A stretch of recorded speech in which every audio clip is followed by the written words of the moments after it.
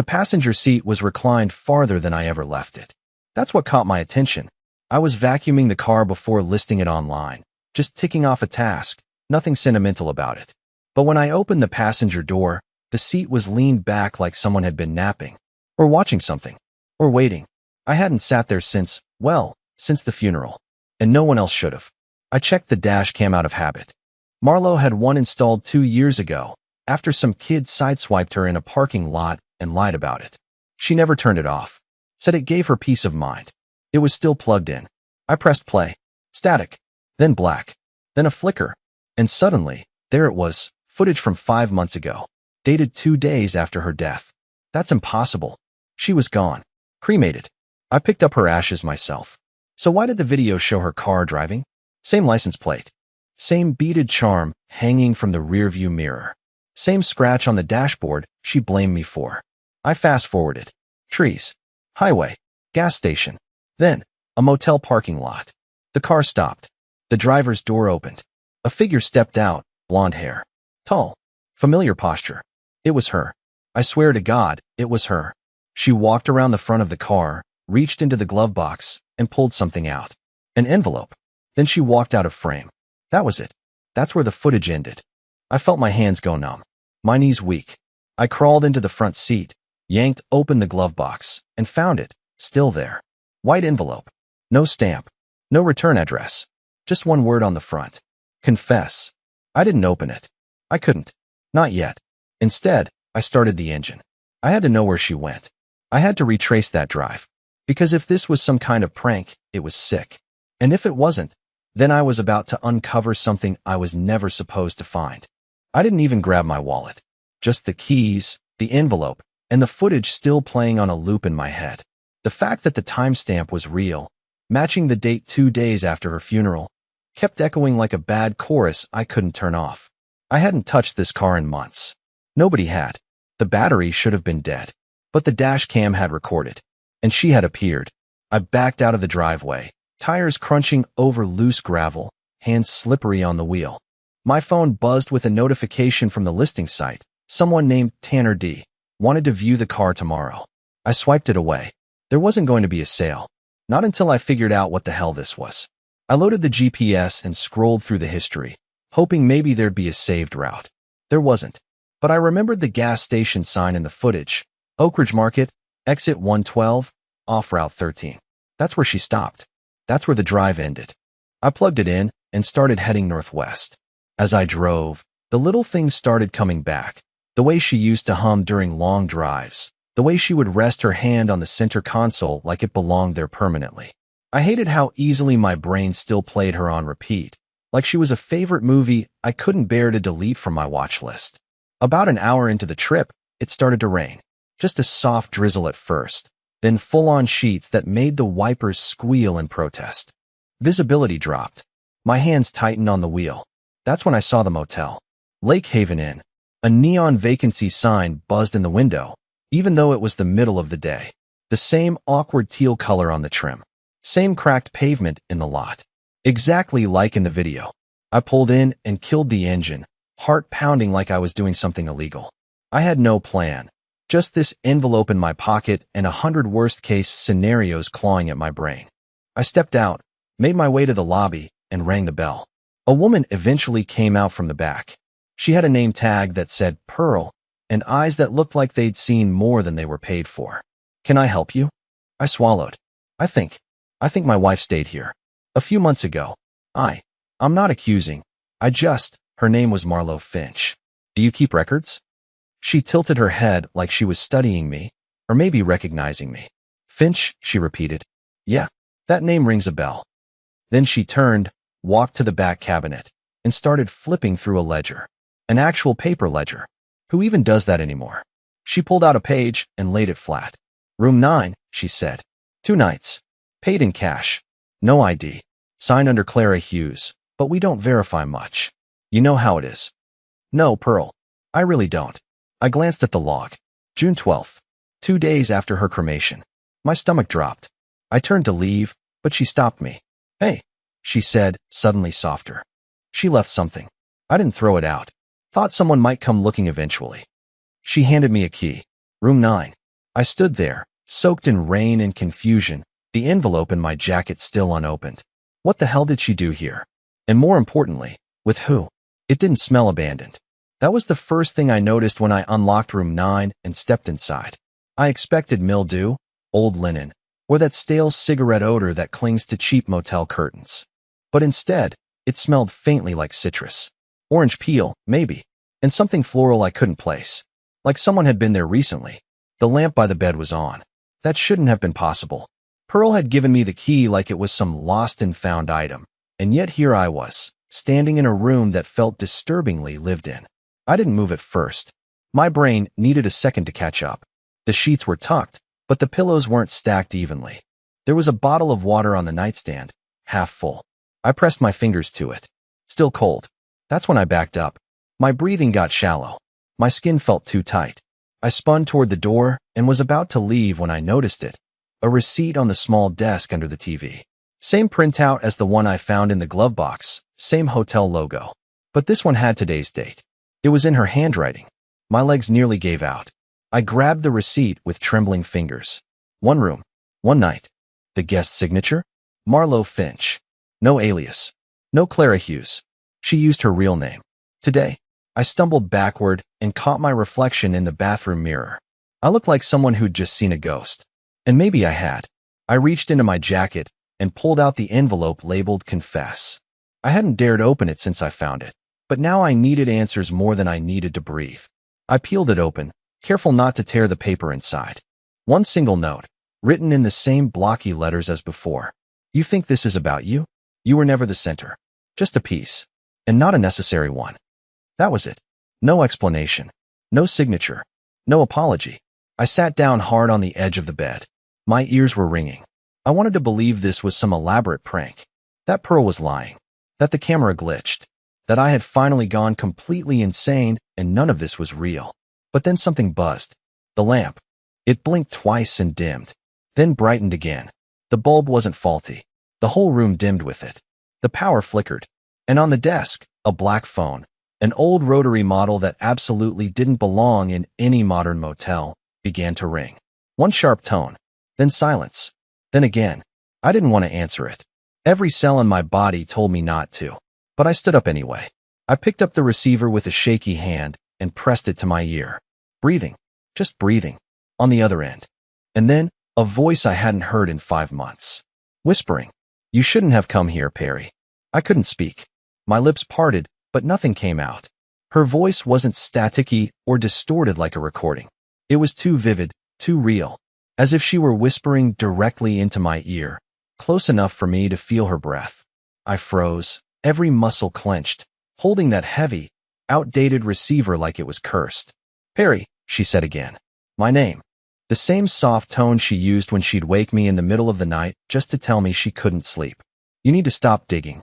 I opened my mouth, finally finding air. Marlo. The line went dead. I slammed the phone down so hard the desk shook. My heart was hammering. I stepped back, trying to make sense of any of it. If someone was impersonating her, they were doing a damn good job. But why? What was the endgame? And how did they get her voice? I grabbed the phone again and traced the cord. It wasn't even plugged into the wall. That's when something shifted in me. Some quiet thread inside snapped, and what replaced the confusion was something else. Not clarity, not yet, but a sharp awareness that I wasn't the one in control here.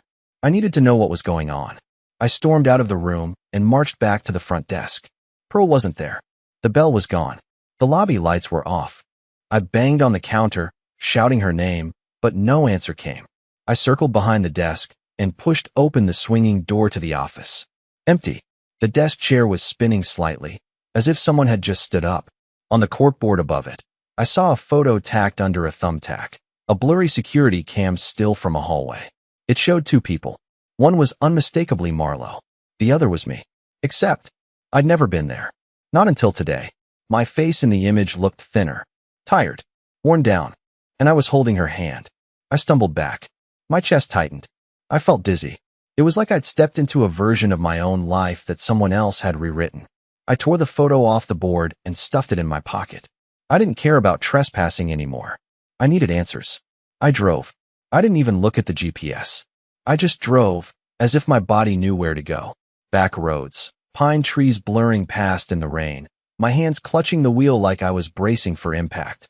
After maybe 30 minutes, I saw a familiar turn. Not from life, from the footage. The dash cam video. This was the road she'd taken just before the motel. I slowed down. A rusted gate stood half open ahead. No sign. No address.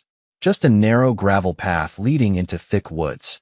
I turned in, tires crunching slowly beneath me. The trees swallowed the light as I drove deeper. The road curved, then opened into a clearing. There, tucked beneath the drooping branches, was a small cabin.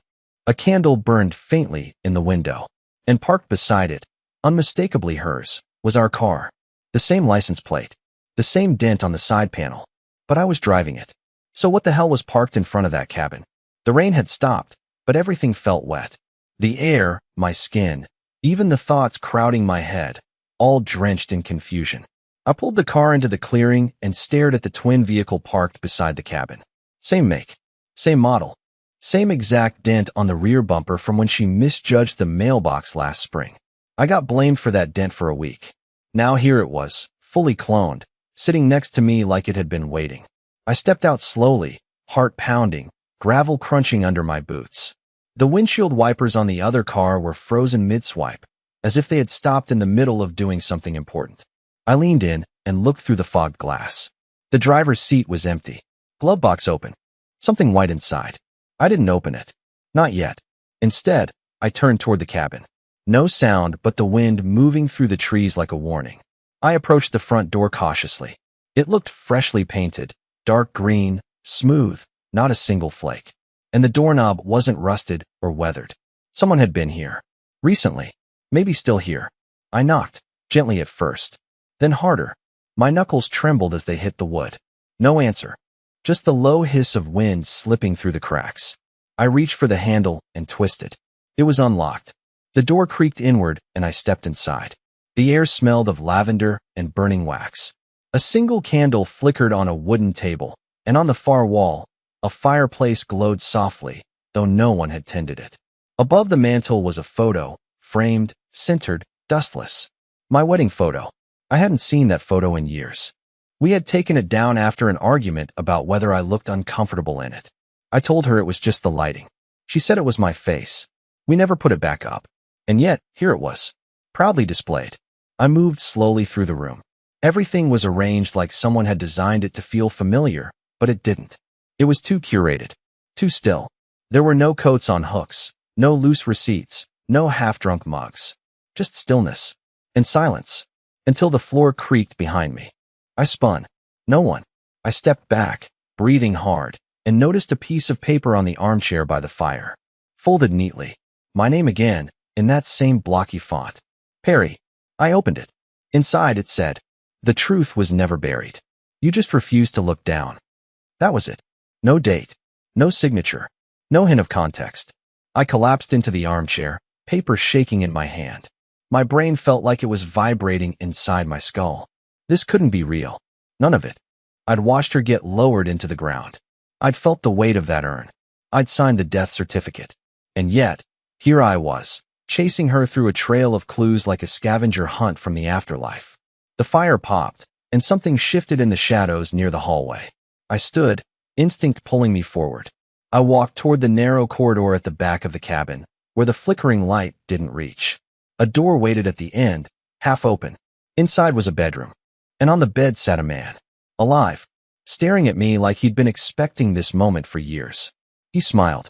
"You made good time," he said. "She said you'd stall." I didn't speak. My jaw locked, and my entire body screamed to run. But I didn't move. I couldn't. He patted the space beside him. "She's not who you think she was, Perry," he said softly. "And neither are you." I didn't sit beside him. I couldn't. There was something off about the way he smiled, like it was rehearsed. Too symmetrical.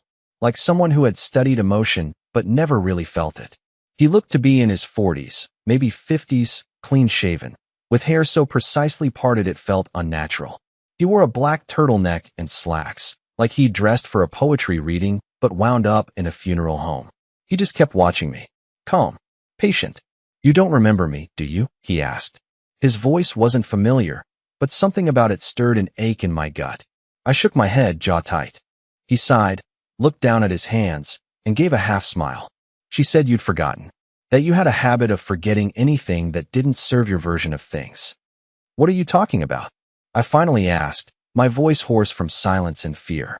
He turned toward the nightstand, pulled open the drawer, and took out a small object. He held it delicately in both hands like it was sacred. A recorder. One of those old-school handheld models with a red button on the side. He pressed play without asking. And then, my own voice filled the room. Laughing. Not chuckling. Laughing. Unrestrained. Loud. Joyful in a way I hadn't heard myself in years. You think she'll find it? My voice asked in the recording. Another voice responded. Hers. If she does, it means we messed up, Marlowe said. And if we messed up, Perry gets what he deserves. I staggered backward, the sound slamming into my chest harder than a punch. The man paused the tape and stared at me. She wasn't talking about herself, he said. She was talking about you. I shook my head. No, that's not possible. That's not her. That's not. But it was. I knew that voice better than any other. I knew the way her words curled at the edges when she was pretending to be casual. I knew the breath she took when she was about to lie. This wasn't old. This wasn't from years ago. This was recent. He stood up slowly. There are entire chapters of your life that you've rewritten, Perry. You edited out the parts that didn't match your little sob story. You made yourself the poor, confused widower because that was easier than accepting the truth. What truth? I demanded, my hands shaking. That she was alive when you buried her. The air disappeared from the room. It felt like someone punched the wind out of my lungs and kept their fist there.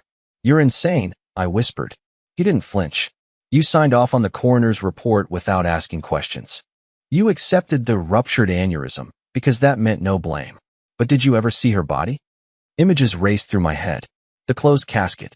The cremation arrangement made by her sister. The rush, the apologies, the mourning. I hadn't seen her face. Why would she fake her death? I snapped. Why would she do all this?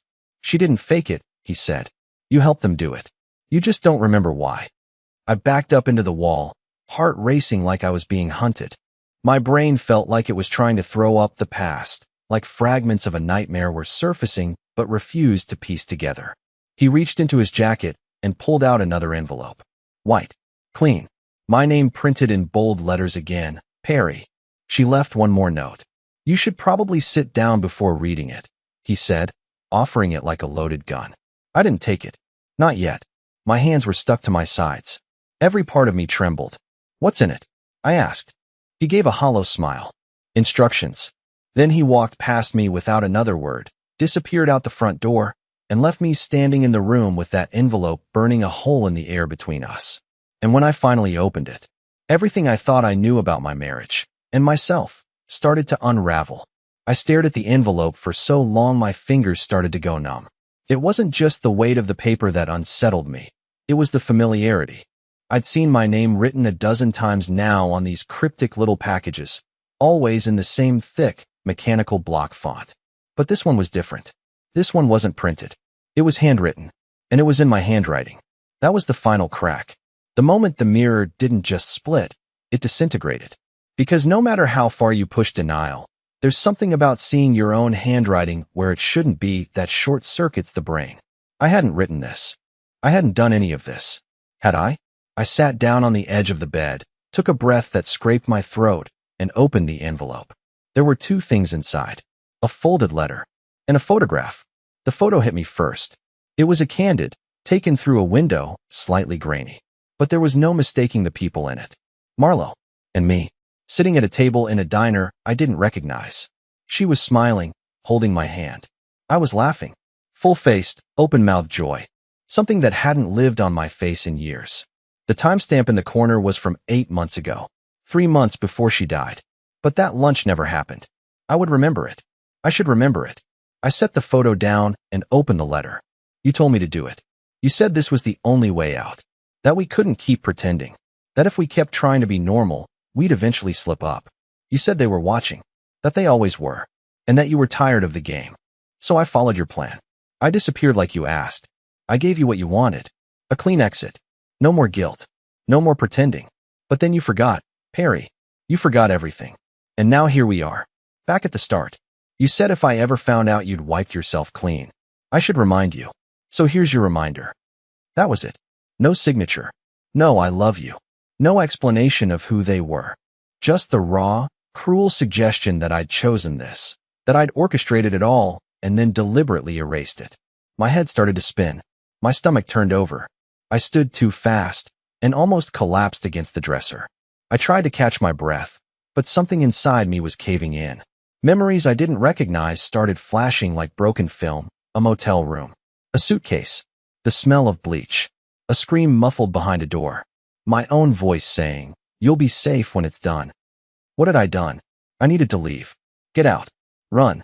But I didn't know where I'd go or what I was even running from. I stumbled outside, the cold air hitting me like a slap. The other car was still parked beside mine. I yanked open the door, this time determined to see what was inside the glove box. It wasn't locked. Inside was a single USB drive, and a sticky note on top, again in my handwriting. "Play this when you're finally ready to admit what you did." I held the drive like it was toxic, because some part of me, buried deep under all the excuses and grief and pity, already knew what it contained. But I still wasn't ready. So I got in the car, started the engine, and began to drive. Anywhere. Nowhere. I didn't know. But I couldn't sit in that cabin another second. I needed space. I needed air. I needed one more night before I pressed play on whatever was inside that drive. But I wouldn't get a night. Because 15 minutes into the drive, my phone lit up with a text. From Marlo. No number. No contact name. Just 5 words. "You don't get to run." I nearly drove off the road when I saw the message. 5 words, lit up in the dark like a curse I couldn't outrun. "You don't get to run." I pulled over onto the shoulder of the empty highway, hazard lights blinking against the black trees around me. My hands were trembling on the wheel, but not from fear anymore. From knowing it was time. I took the USB drive out of my jacket pocket, held it in my hand. But something stopped me. Not paranoia. Not panic. Memory. Not a sharp flash. Not a full picture. Just something soft. A quiet echo in the back of my mind. I closed my eyes, slowed my breathing, let the silence stretch. And then I heard it. Marlo's voice. Not through a speaker or a ghostly whisper in a motel room, but in a memory. A real one. We were in our old kitchen. The tiny rental with the flickering light above the stove. I had burned dinner again, and she was sitting on the floor eating cereal straight from the box. Laughing. Real, unfiltered laughter. She looked up at me with that sarcastic smirk of hers and said, "You make chaos look like art, Perry. Just promise me, if we ever disappear, do it together. No secrets. No coward exits." That was real. I remembered saying, "Promise," while holding a wooden spoon dripping with sauce. And I had meant it. But something had happened after that. Something I had buried. Not because I was weak, but because I was trying to protect her. I opened my laptop and plugged in the drive. It took a moment to load. One folder. For Perry, final version. Inside was a single video file. I hesitated, then clicked. The screen faded in from black. There she was. Marlo. Sitting on the same couch from the photo. Same candle burning behind her. She looked tired. Not scared, just exhausted. "Hey Perry," she said. "If you're watching this, it means the memory wipe worked. It also means you went back on the plan and tried to find me." She smiled. "Of course you did." Then her voice cracked. "I want to hate you for it. I really do. But I don't. Because I knew you'd come back. That's why I left this." She leaned in. "You did what you had to do. We both did. They were never going to let us go. Perry. Not clean. Not quiet. So you took the fall. You volunteered. You told them to scrub you, to keep me safe. And they did. You gave them your memories like payment." She paused, breathing deep. "You saved me." Tears welled in my eyes. "I've been waiting," she whispered. "But I won't wait forever. If you find this, and you remember, meet me where we used to dream about moving someday.